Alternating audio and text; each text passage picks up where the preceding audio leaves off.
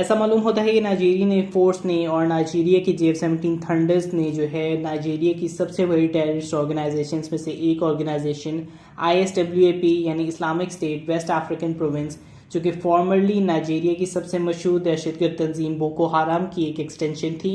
लेकिन अब दोनों में अलहदगी हो चुकी है।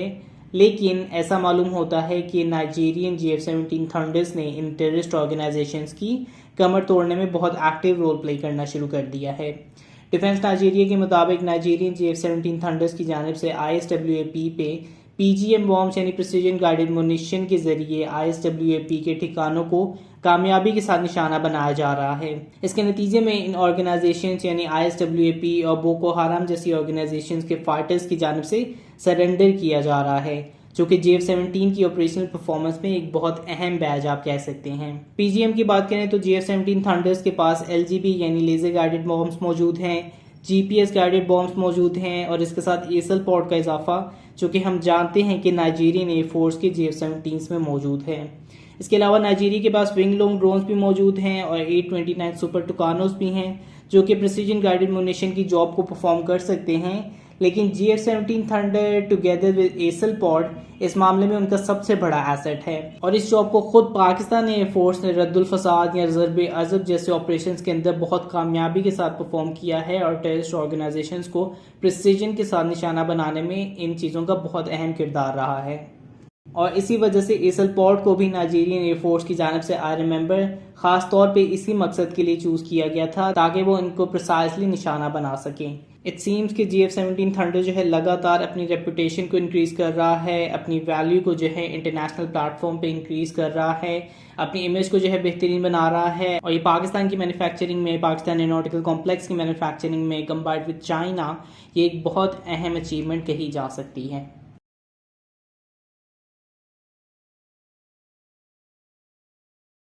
स्पार्को की जानिब से एक सैटेलाइट लॉन्चिंग प्रोग्राम इनिशिएट किया गया है और इस प्रोग्राम के तहत 2023 तक स्पार्को की जानिब से इलेक्ट्रो ऑप्टिकल सैटेलाइट्स को तैयार और लॉन्च किया जाएगा। 2023 तक के अंदर अंदर इस प्रोग्राम को मुकम्मल किया जाना है और इस तरह के 3 इलेक्ट्रो ऑप्टिकल सैटेलाइट्स को 2023 तक लॉन्च किया जाना है। 5 सालों का इन इलेक्ट्रो ऑप्टिकल सैटेलाइट्स का टाइम स्पेन होगा या ड्यूरेशन होगी, जो कि कोई लंबा अरसा नहीं है, लेकिन डिस्क्रिप्शन के हिसाब से ये एक स्मॉल सैटेलाइट होगा अपने मास को या अपने साइज को मद्देनजर रखते हुए, तो शायद इस वजह से इसका टाइम स्पेन कुछ हद तक जस्टिफाई किया जा सकता है। एक अहम चीज़ जो नोटिस करने वाली है वो ये कि इस पूरे प्रोजेक्ट को 2023 तक मुकम्मल कर दिया जाएगा। अगर हम बाकी के सैटेलाइट्स की बात करें तो उनमें से बेशतर जो हैं वो ऑलमोस्ट 2040 के आसपास या इवन उसके बाद जो है मुकम्मल होने की बातें की जा रही हैं। फिर उनमें जो है अभी डेवलपमेंट यही है कि उनके हवाले से अभी इनिशियल स्टडीज़ की जा रही हैं। सो वो जो सैटेलाइट्स जिनके हवाले से इनिशियल स्टडीज़ की जा रही हैं उनके मुकाबले में ये सैटेलाइट्स यानी इलेक्ट्रो ऑप्टिकल सैटेलाइट्स ये बहुत जल्द लॉन्च किए जा रहे हैं, जो कि यकीनन एक इंकरेजिंग न्यूज़ है और किसी हद तक ये इस चीज़ का भी इंडिकेटर है कि इनको इमरजेंसी बेसिस पे स्पार्को की जानिब से रिलीज़ किया जा रहा है। अगर इसके हवाले से थोड़ा सा और सोचने की कोशिश करें तो फ्यूचर में पाकिस्तान के प्लानिंग स्ट्रेटेजिक डेवलपमेंट प्रोग्राम के तहत जो है उसमें स्पेस सेंटर्स की डेवलपमेंट एक बहुत अहम प्रोजेक्ट है, जो कि आप किसी हद तक रिलेट कर सकते हैं कि इन स्पेस सेंटर्स के अंदर पाकिस्तान की सैटेलाइट लॉन्च व्हीकल की तैयारी भी शुमार की जा सकती है। ये जो स्पेसिफिकली स्मॉल सैटेलाइट्स हैं, चूँकि इनका टाइम स्पेन बहुत कम है, इसलिए स्पेसिफिकली ये सैटेलाइट्स उन स्पेस सेंटर्स की तैयारी में बहुत फ़ायदेमंद साबित हो सकते हैं और मुझे लगता है कि स्पार्को की जानिब से भी इस तरह के प्लान्स को एग्जीक्यूट किया जाएगा और इन सैटेलाइट्स को स्पेसिफिकली उन स्पेस सेंटर्स की तैयारी के अंदर इस्तेमाल किया जा सकता है।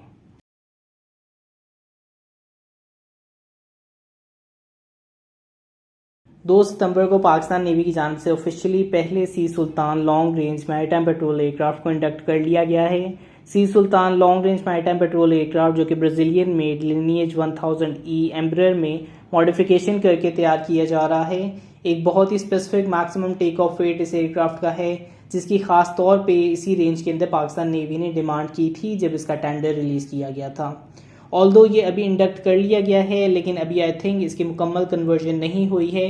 लेकिन बहरहाल ये फैसला कर लिया गया है कि इटालियन कंपनी लिनार्डो की जानिब से इन लिनिएज 1000E एम्ब्रेयर को मैरीटाइम पेट्रोल एयरक्राफ्ट में कन्वर्ट किया जाएगा। ऑलमोस्ट 11 के करीब सी सुल्तान पाकिस्तान की जानिब से खरीदे जाएंगे। इन सी सुल्तान को US के P3 ओरियंस को रिप्लेस करने के लिए इस्तेमाल किया जाएगा। चंद दिन पहले इस चीज़ की न्यूज़ भी कंफर्म हो चुकी है कि दूसरा लिनेज 1000E एम्बरर जो है वो पाकिस्तान में मौजूद है और इसको जल्द कन्वर्जन के मराहल में दाखिल कर लिया जाएगा। इन सी सुल्तान्स के प्राइमरी रोल्स में एंटी सबमरीन रोल्स मौजूद हैं, एंटी सरफेस रोल्स मौजूद हैं, तो ये फ्यूचर के अंदर पाकिस्तान नेवी के लिए एक बहुत अहम एसेट के तौर पे इस्तेमाल किया जाएगा।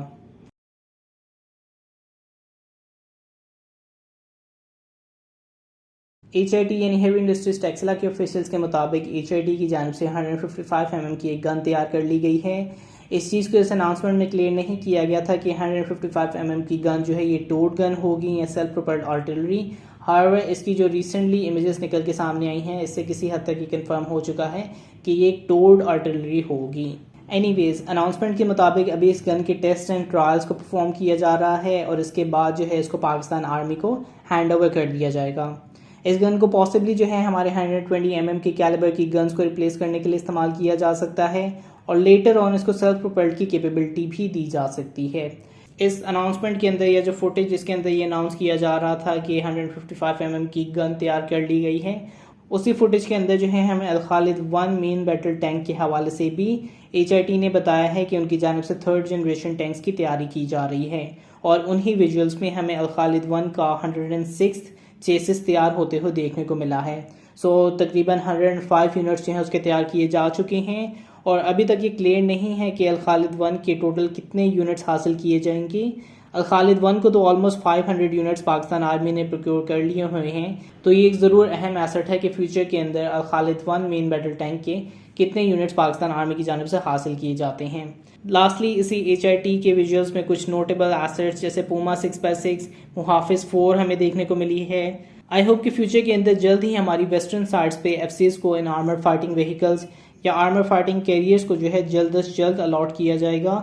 FCs के लिए स्पेसिफिकली ये इस वक्त बहुत इंपॉर्टेंट है, स्पेशली जिस तरह की इंसर्जेंसीज बॉर्डर के उस साइड से आने की कोशिश की जा रही है, तो ये बहुत अहम है कि आप ओपन हेडेड व्हीकल्स की बजाय उस टेरेन के अंदर इस तरह की प्रॉपर आर्मर फाइटिंग व्हीकल्स को कैरी कर सकें। ये किसी किस्म की चॉइस नहीं है, ये एक तरह की नेसेसिटी है जो कि FC को उधर प्रोवाइड की जानी चाहिए, स्पेशली उन टेररिस्ट इंसर्जेंसीज के खिलाफ जो कि प्रॉपरली ट्रेन टेररिस्ट हैं। किसी भी जगह से जो है वो इंसर्जेंसीज को कैरी कर सकते हैं, IEDs जो हैं कहीं पे भी प्लांट कर सकते हैं और जिसके कंपैरिजन में FC जो हैं बिल्कुल वल्नरेबल पोजीशन में मौजूद होते हैं और उनको अपने लिए एक प्रॉपर डिफेंड करने का मौका भी मौजूद नहीं होता।